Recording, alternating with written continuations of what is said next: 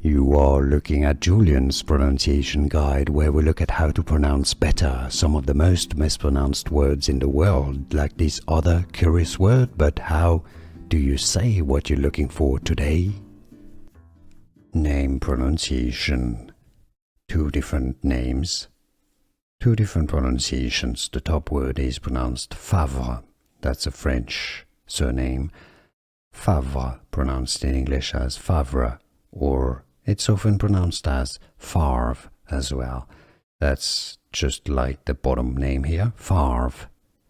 Favre or Farve.